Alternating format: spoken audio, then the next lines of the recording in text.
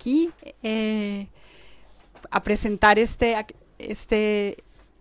novela de Juan Gabriel que lanzamos el pasado mes de marzo en España, que apareció en Colombia en noviembre del año pasado, y yo creo que es uno de los libros de Juan Gabriel que ha concitado por lo menos más atención de los columnistas. Decíamos que es un libro que ha interesado mucho al columnismo. Evidentemente uno, si lo ha leído, entiende por qué.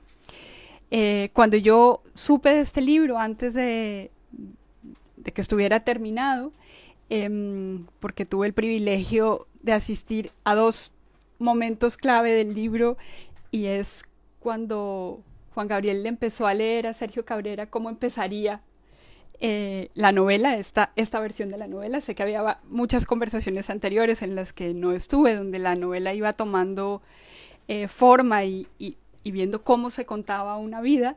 Pues asistía al momento en que Juan Gabriel le lee a Sergio esta manera de arrancar el libro y de empezar a contar su historia en el año 2016, que creo que es algo clave cuando encontró Juan la manera de empezar a relatar esta historia.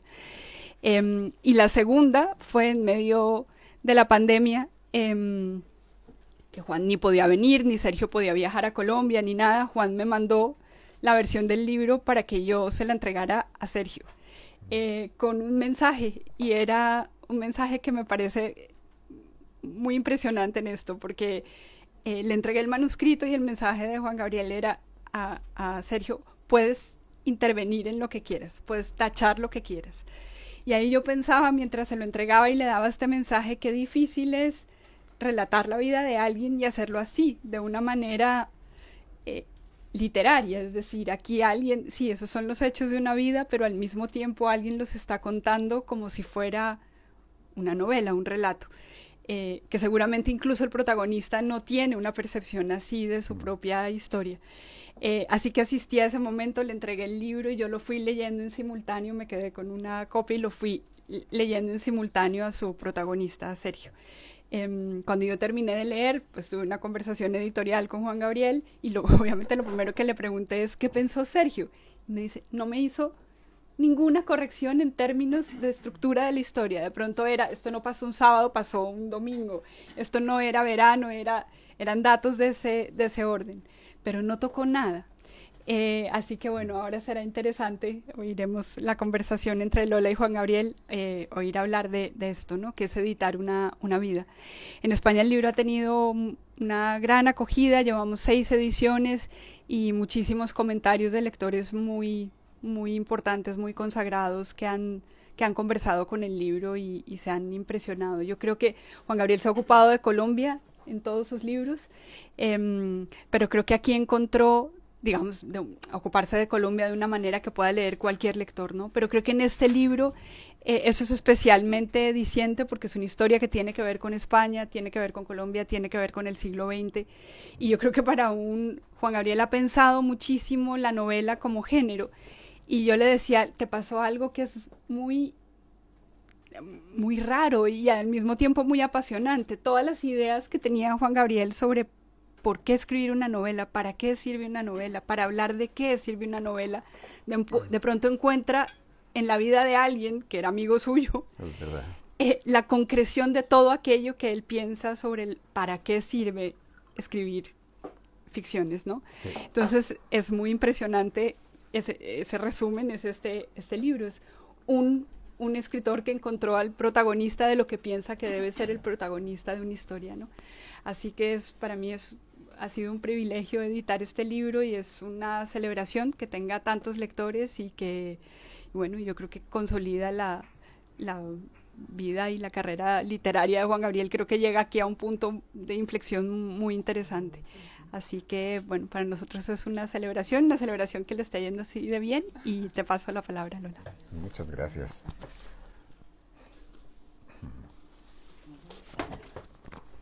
Pues muchas gracias, Pilar Reyes, muchísimas gracias por estar aquí esta tarde con Juan Gabriel Vázquez. Buenas tardes, muchísimas gracias por volver a la librería Alberti otra vez. Muchas gracias a todos los que habéis reservado el sitio en una tarde ya casi de julio tan calurosa, y muchas gracias también a todos los que nos siguen por nuestra cuenta de Instagram, que es muy reconfortante ver ya tantos amigos que estamos haciendo, que en muchas ocasiones vienen a verlos porque siguen los directos de la librería, o que nos saludan desde Miami o desde Lima o desde Buenos Aires. Así que es una tarde, es verdad que es una tarde muy placentera y muy excepcional porque es que el día del libro estuvo aquí Sergio Cabrera. Sí. Yo creo que es yo la vi, yo estaba viendo esa conversación. Que tuvimos me problemas. interesó muchísimo, es una... Sí, ¿cómo lo veías tú que estuviera...? Claro, alguien tendría que escribir un libro sobre este tipo. Es muy interesante lo que cuenta. Nos hemos encontrado con Sergio Cabrera, que además vive en Madrid y vive muy cerca de la librería. O sea, sí. que todo, leer una novela, apasionarse con lo que cuenta esa novela y que el protagonista de esa novela sea alguien que es contemporáneo tuyo, no solamente contemporáneo, sino que es vecino, es convecino, realmente dices, bueno, esto es como un juego de espejos, la literatura se ha convertido, este libro es un juego de espejos que no entiendo muy bien, ¿no? Estoy viendo la realidad, estoy viendo la ficción, y volver la vista atrás, esa vista atrás que tú nos obligas a hacer, que obligas a hacer o que invitas a hacer al lector, es una vista atrás que tiene que ver con nosotros mismos, con nuestra propia historia. Ha hablado de la historia de España, pero es la historia de Latinoamérica y es la historia del siglo XX. Sí. Por empezar por algún lado, tú dices al final, en el epílogo de la novela, que un escritor lo que hace es ordenar un magma, ¿no? Y en este caso es ordenar el magma de la vida de alguien que no es que haya existido, sino que está ahora aquí, ¿no? Sí. ¿Por dónde empezaste tú a ordenar ese magma, no? Sí.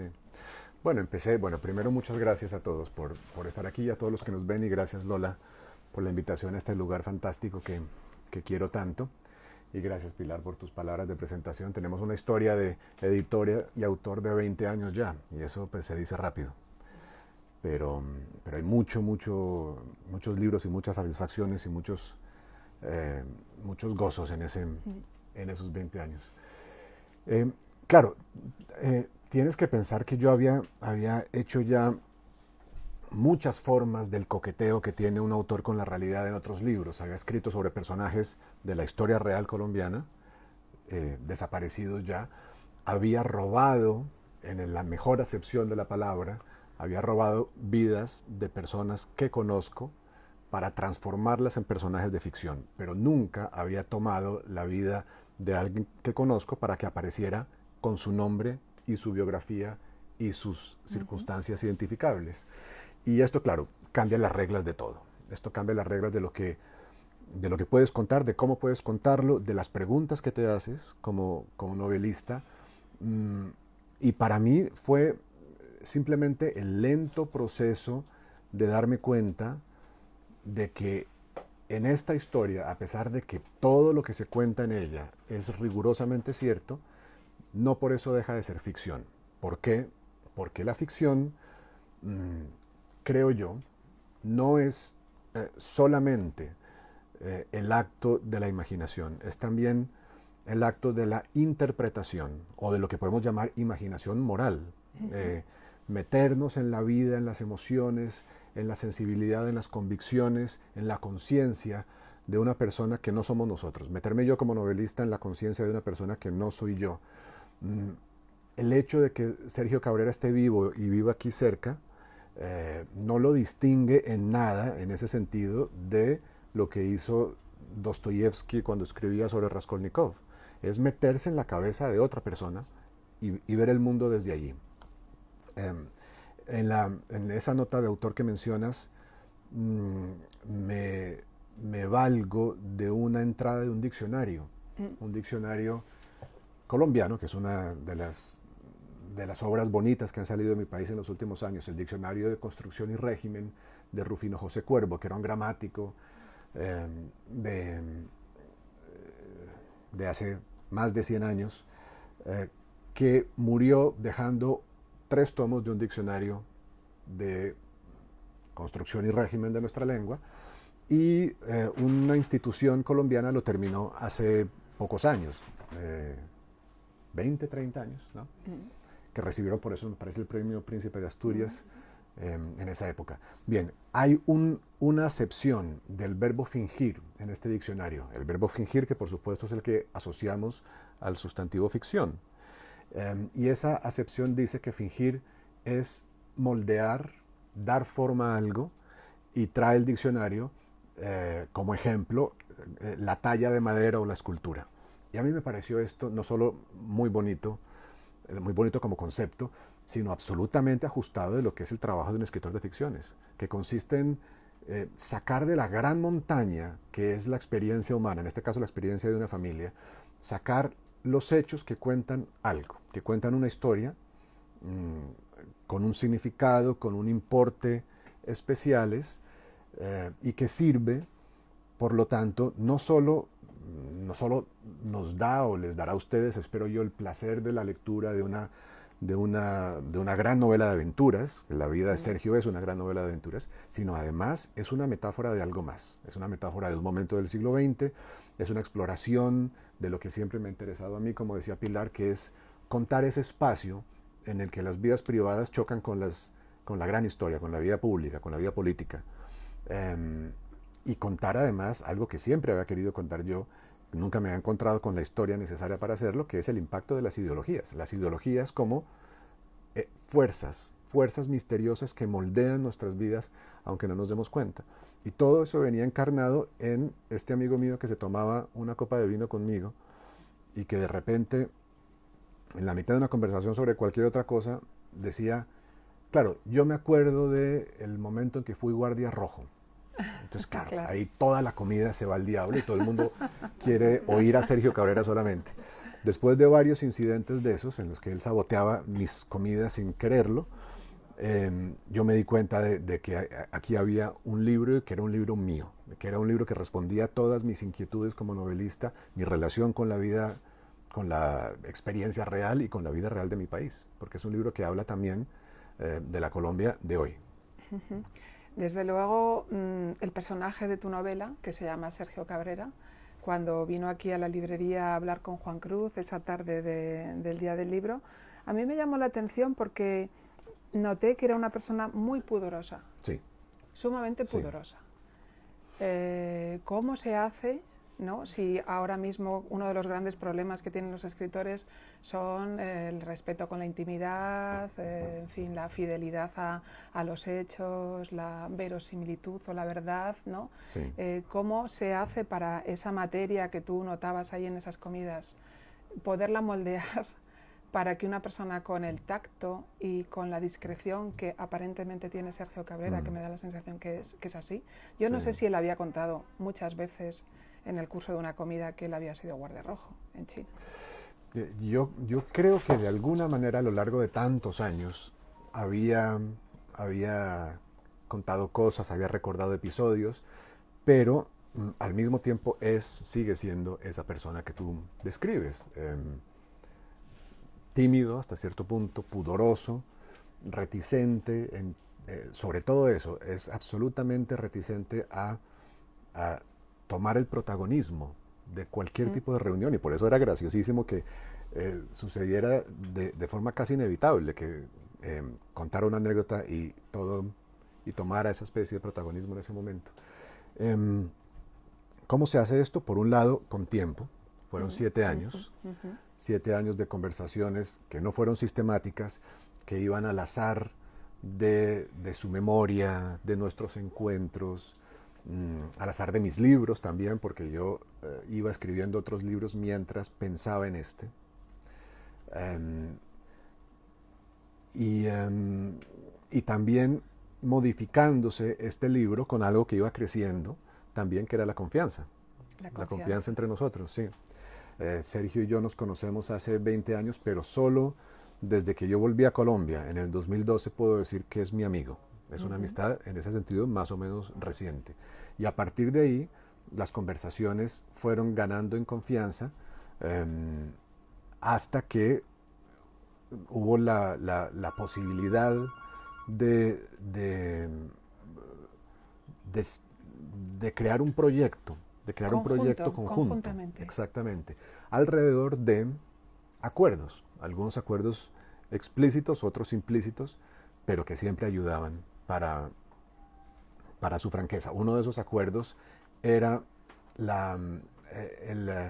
el trato que hicimos. Ahí. Hola. El acuerdo que hicimos, que consistió en que yo escribiera con total libertad, como si él no existiera, como si él no fuera un amigo que está vivo, y que él hablara con la conciencia de que después iba a poder cambiar, iba a poder censurar, iba a poder arrepentirse, iba a poder editorializar. Yo le entregué el manuscrito, como contaba Pilar, diciéndole: con esto puedes hacer lo que quieras. Y ya tenía, y si pude hacerlo, es porque ya tenía una relación con él que me permitía saber que él entendía mi trabajo de novelista, y que respetaría mi imaginación, mi visión, hasta donde pudiera. Me esperaba, eso sí, que censurara cosas, que, como digo, que se arrepintiera de haber contado ciertas cosas y que las cambiara. Y mi sorpresa fue maravillosa, porque no hizo nada de eso. No hizo nada de eso, dejó el libro como yo lo escribí, más bien corrigió estos detalles que no eran importantes, y utilizó el libro, y esto es una cosa que me ha conmovido mucho, utilizó el libro en algunos casos puntuales para hacer lo que todos queremos hacer, que es corregir nuestra propia vida, ¿no? Es decir, las conversaciones con su padre en 1972 o 73, Sergio me pedía incluir ahí 1 o 2 frases que él le dice a su padre. Y yo entendí que estaba utilizando mi libro para decirle a su padre en mis páginas lo que no había podido decirle en un vida. Mensaje al más allá momento. A través de una novela en la editorial Alfaguara. Exactamente. Es que la editorial Alfaguara distribuye muy bien. Entonces, sí. La mejor manera, eso es verdad, sí. Eso es cierto. Eso es cierto. La verdad es que es apasionante, ¿no? La historia de la construcción de la novela, ¿no? Yo me imagino que será una de las construcciones más increíbles de todas las novelas que has escrito, ¿no? Supongo que poder gozar de esta información directa, aunque en alguna medida te podría cohibir o te podría, dices tú, censurar, ¿no? ¿Le ibas dando capítulo a capítulo? ¿No te pedía él nada? No. Él nunca, ni siquiera me preguntaba primero si yo no le hablaba primero de la novela. No sé, era en parte porque respetaba mis tiempos, y en parte porque yo sabía que la relación de alguien que está inventando algo, de alguien que está creando algo con su material, es muy ambigua y muy tensa, y tiene muchos ires y venires. Y yo, en los 7 años de escritura de este libro, hubo momentos en que perdí el entusiasmo, en que dejaba de ser mi proyecto, el proyecto que más me interesaba, ¿no? Había momentos en que te decía: no, ya voy a escribir otro libro. Esto ya... porque hay tanto de tus emociones y de tu circunstancia personal en lo que estás escribiendo, que muchas veces, por distintas razones, el libro dejó de estar tan presente como proyecto siguiente, y fue reemplazado por otros. Hasta un momento a finales del año pasado, cuando ya me parecía entrever cuál era el tono. El tono de esta novela tenía que serlo todo, ¿no? Y yo no sabía cuál era ese tono. Todos hemos leído, todos ustedes habrán leído libros que yo, por lo demás, admiro muchísimo, en los que el escritor cuenta en primera persona su descubrimiento, su investigación y su proceso para escribir el libro. Los libros de Javier Cercas funcionan así, que es uno de los escritores que yo siento más cercanos en mi lengua. Los libros de Manuel Carrer también. Y yo, por alguna razón, sentí que eso no era el método que le convenía al libro, que a este libro en particular le convenía que yo desapareciera. Y cuando descubrí eso, ya empezó a aclararse el panorama. Y en ese momento, justamente, Javier Cercas estaba con nosotros, con Sergio también, en Cartagena. No, eso fue un poco antes, pero la anécdota vale igual. Estábamos los 3 en Cartagena de Indias, en Colombia, y Sergio, como siempre, en la mitad del desayuno, contó una de sus anécdotas, y Javier se giró hacia mí y me dijo: basta, ¿lo escribes tú o lo escribo yo? Y entonces en ese momento supe que tenía que apresurarme. El tono de volver la vista atrás, desde luego, esa voz invisible, transparente, que deja al lector directamente con la vida, con las vidas y con las aventuras y desventuras de esta familia. Esa voz arranca diciendo, según me lo contó él mismo, ¿no? Sí. Aquí está clara la intención de volver la vista atrás. Sí. Esta historia que les voy a contar es la historia de alguien que me ha contado a mí la historia directamente, él mismo. Es muy importante. No viene a través de otros, ni viene de...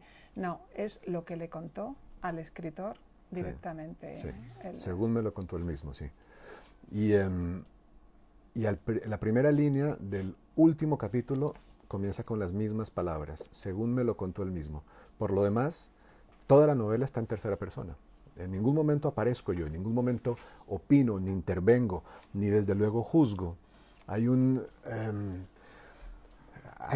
de mis convicciones como novelista es que la novela, entre muchas otras cosas, debería ser un espacio donde, como dice Kundera en un libro que me gusta mucho, Los Testamentos Traicionados, dice, la novela es un espacio donde suspendemos el juicio moral.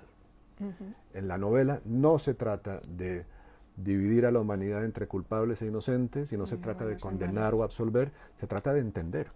Y eso era lo que yo estaba tratando de hacer, y eso es lo que la novela invita a los lectores a que hagan, tratar de entender a estas personas. Es una historia muy pudorosa, porque es una relación entre padres e hijos. Sí. Es Sergio Cabrera y su padre, Fausto. Es la relación de Sergio Cabrera con su hijo Raúl, también, ¿no? Muy importante. Es la relación de Sergio Cabrera con su hermana Marianela, también.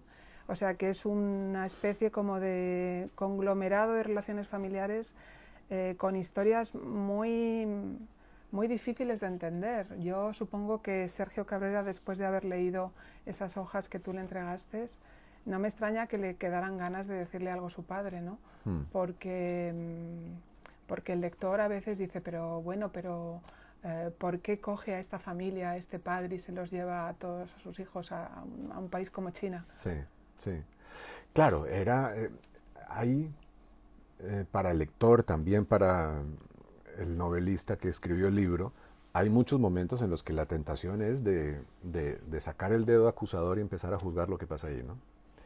Y eso era lo que había que evitar, porque lo que yo quería era, como decía antes, meterme en la conciencia de estos personajes para poder hacer algo de lo que para mí dependía la suerte del libro, que es asumir el lugar de ellos en cada momento de su evolución. Lo que el libro cuenta es una historia personal a lo largo de muchos años de transformaciones, de evoluciones ideológicas, de evoluciones emocionales, de evoluciones morales, y eso solo se puede contar si haces un intento casi espectral de invadir, ¿no?, el cuerpo de otra persona, la conciencia de otra persona, para contar desde allí esa evolución.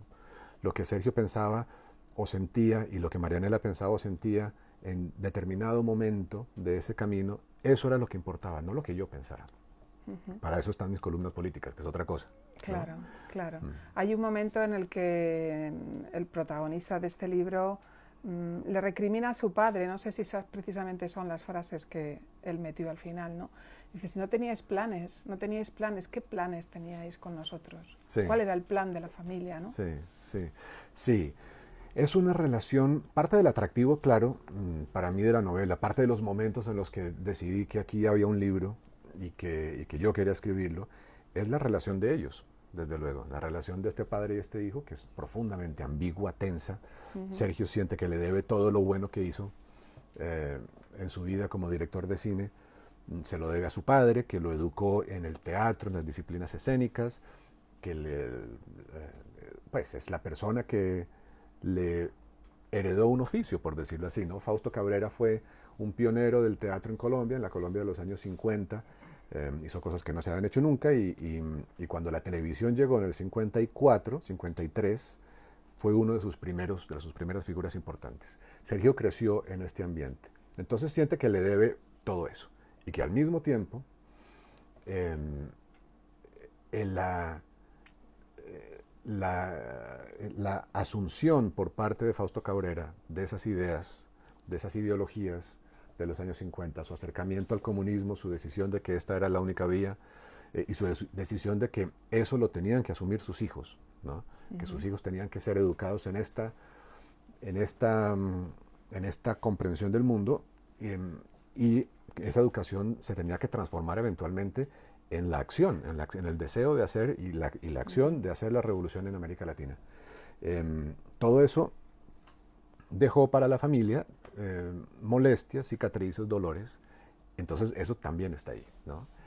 Y una cosa que he contado poco es el primer origen de esta novela, que tiene que ver con todo esto que te estoy contando, que es una película fracasada. Lo primero que surgió con los relatos de Sergio fue el momento en que él me dijo: hay una productora china que quiere que yo haga una película de ficción sobre mis años en China. Me dijo: Sergio, ¿por qué no la escribes tú? ¿Por qué no escribes tú el argumento? Y entonces yo me inventé, en el año 2014, me inventé una historia en la cual un colombiano, que en mi ficción es libretista de telenovelas, viaja a China para asistir a un congreso, a un encuentro, y cuando está en China muere su padre en Bogotá. Él utiliza ese pretexto, el pretexto de su invitación a China, para no venir al entierro de su padre. Y eso para mí era un recurso dramático que implicaba una situación de conflicto y que yo iba a desarrollar después. Esto fue el año 2014. La película, por todos los imponderables que tiene el cine, nunca se llegó a hacer. Pero en el año 2016, 2 años después, murió el padre de Sergio en Bogotá, mientras Sergio estaba en Lisboa a punto de ir a Barcelona para una retrospectiva de sus películas. Y Sergio usó la retrospectiva como excusa para no venir a Bogotá al entierro de su padre. Cuando yo le escribí para darle mis condolencias por la muerte de su padre, tardó 3 días en contestar, y eso no era normal en él. Y me preocupó, pero al final de los 3 días me contestó diciéndome: me he demorado en contestar porque estoy muy impresionado por cómo yo, sin quererlo, he estado imitando tu personaje de ficción que inventaste hace 2 años. He estado haciendo lo mismo, ya ves cómo la realidad imita la ficción, etcétera, etcétera. Bien, en ese momento yo supe que la relación de ellos era tremendamente ambigua, rica, en conflicto, que es una cosa que nos interesa a los novelistas, pero también en emociones humanas, muy respetuosa, ¿no? Como sí, de un respeto antiguo, ¿no? Sí. Lo sí. decía mi padre y ya está, ¿no? Sí. Y luego era una relación, y también hay que ponerse, ¿no?, en la piel de un exiliado español, de un niño de la guerra que había salido de España como perdedor de una guerra injusta, Sí. Exiliado en Latinoamérica, que se había construido por sí mismo, ¿no? Y que lo que buscaba era el bien de la humanidad, o sea, eran idealistas, Sí, lo que perseguía desde luego era un afán de justicia, una protección de los débiles. Todo eso estaba detrás. Por eso una de las revelaciones fantásticas de este libro, que es algo que yo había intuido y había tratado en libros anteriores, es cómo en muchas de nuestras decisiones que tomamos con la ilusión de que somos autónomos, de que estamos decidiendo algo ahora, con las herramientas que tenemos ahora, y esa decisión nos pertenece a nosotros, en realidad no es así. En realidad esas decisiones se sembraron por caminos muy misteriosos 20 años atrás, 30 años atrás, en la generación de nuestros padres o nuestros abuelos. Para mí, el momento en que Sergio decide aceptar su destino de revolucionario es con 19 años, sin cuestionárselo ni por un segundo, a pesar de que después se lo cuestionaría tanto, es inseparable de el momento en que su padre, con 15 años, tiene que robar unas capsulitas de una farmacia en República Dominicana porque se está muriendo de hambre.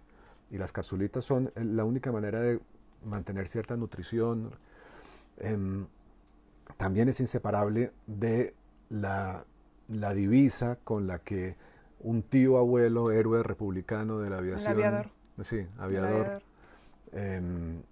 La divisa de su familia, que era: vive la vida de suerte que viva quede en la muerte. Esto en los años 20 o 30. De manera que todo eso está misteriosamente en el legado que recibe este jovencito, que en el momento de tomar una decisión que le va a cambiar la vida con 20 años. Y esos mecanismos solo los cuenta la novela. Eso es lo que no puede contar una biografía, ni una historiografía, ni un trabajo maravilloso de periodismo, porque son procesos que pasan en nuestro interior y que no están visibles, no están en documentos tampoco, y que muchas veces ni siquiera están en la conciencia del personaje. Estas son interpretaciones mías que al momento de escribirlas Sergio me decía: caramba, sí, esto pasó así. Esto va así. El libro tiene fotografías. Hay fotografías documentales, lo cual hace pensar, ¿no?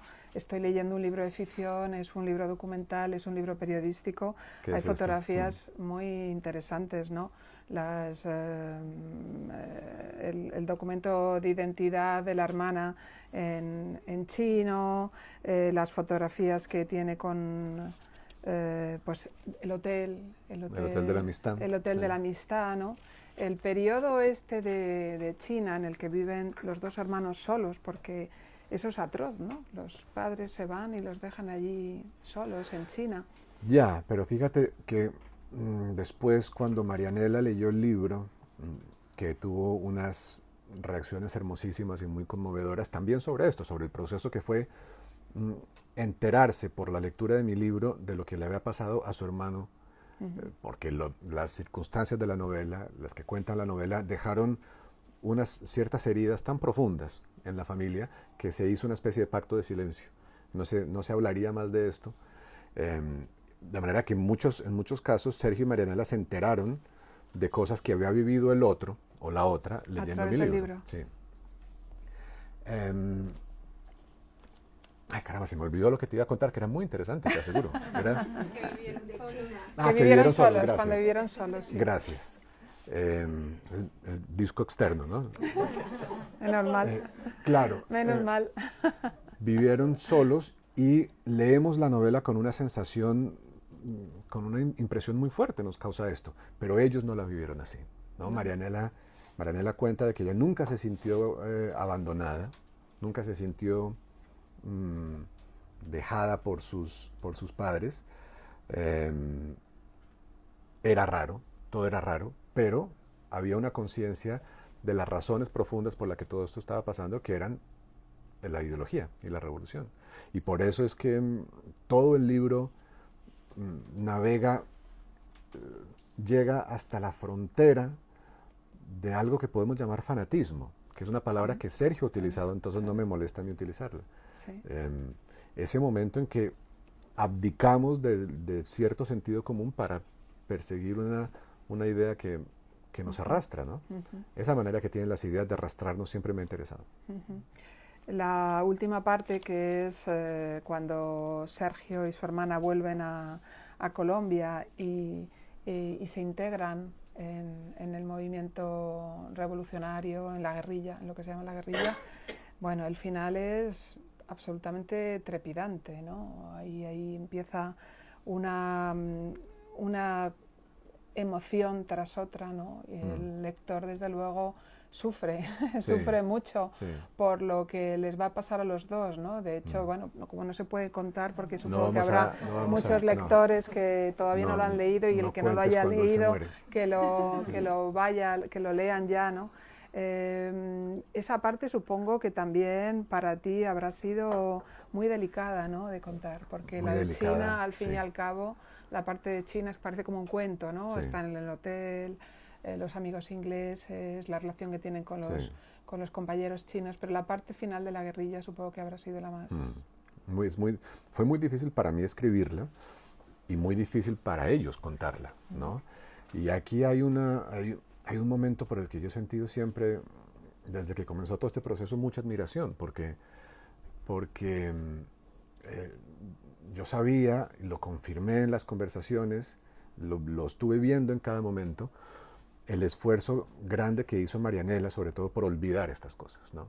Por olvidarlas, por dejarlas atrás, por cortar con ese pasado que era difícil y que era doloroso y que había traído, sí, momentos de dolor a la familia.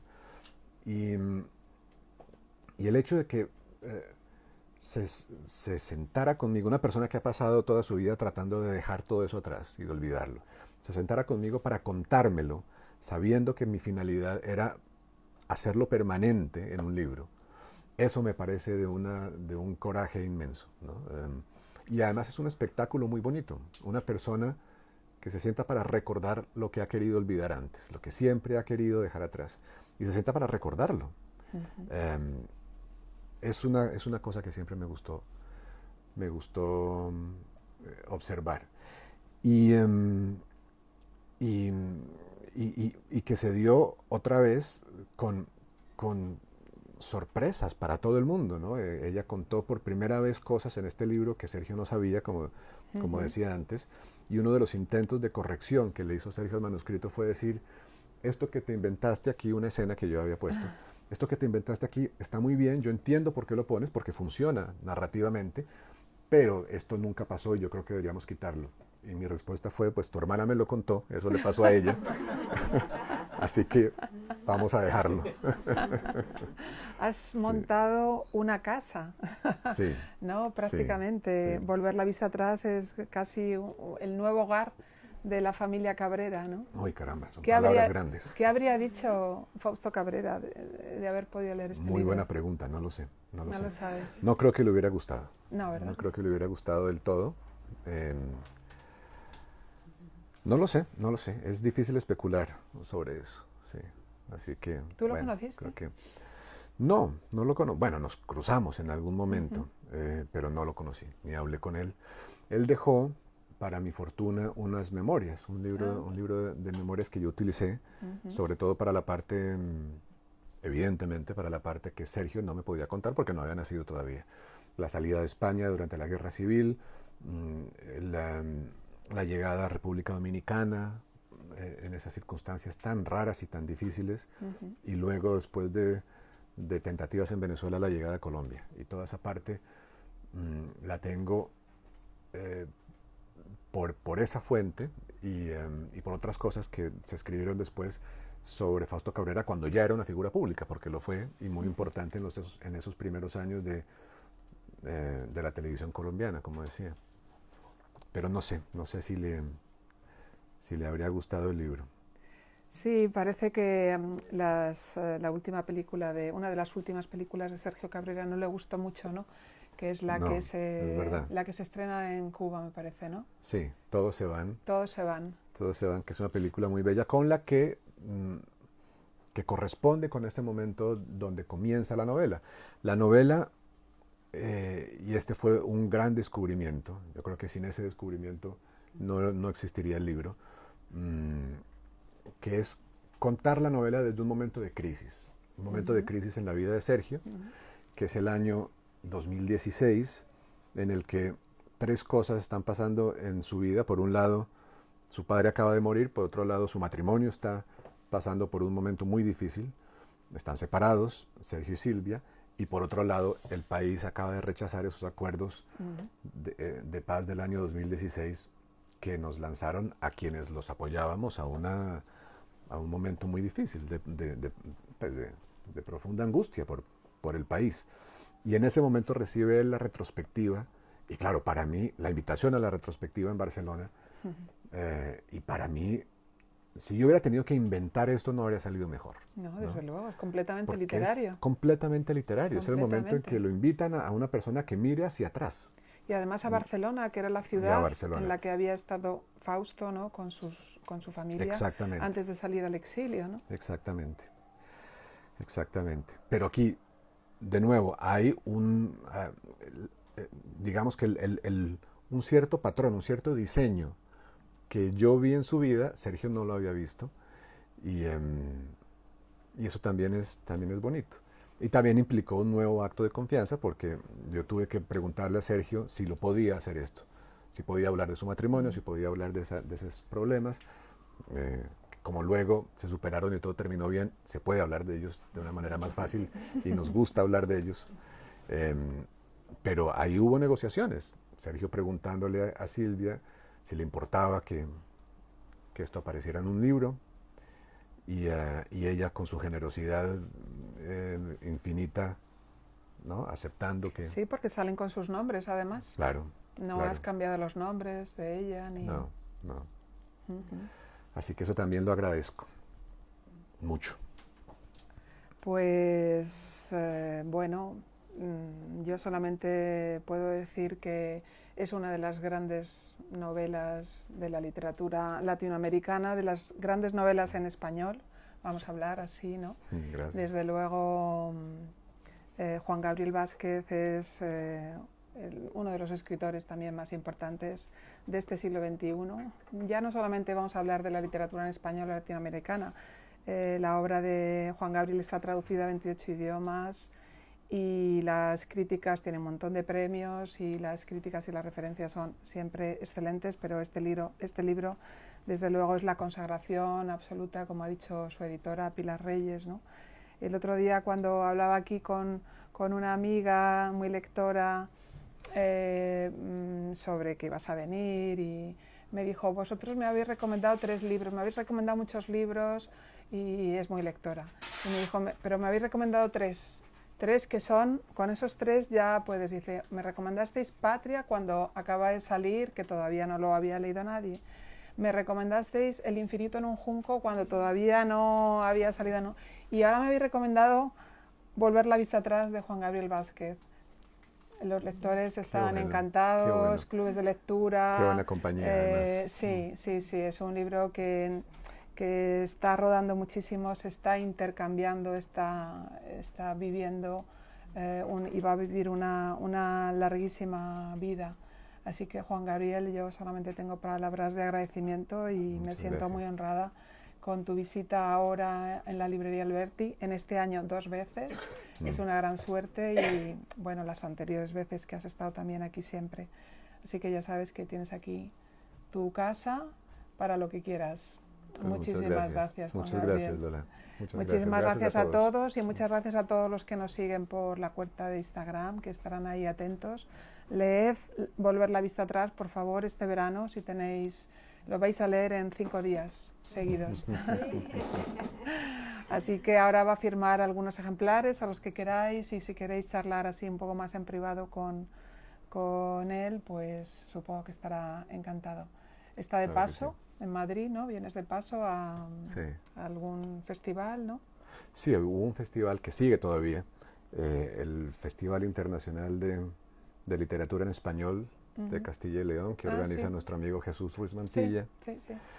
Y entonces a eso vine, esa fue una de las razones. Bueno, te veremos en la Feria del Libro, ya que estamos aquí, la Feria del Libro en septiembre, no sabemos. Está por verse, porque coincide con otras cosas. Bueno. Ojalá. Bueno, gracias. Pues muchísimas gracias. Muchas gracias, Juan Gabriel. Gracias. Muchas gracias. Gracias.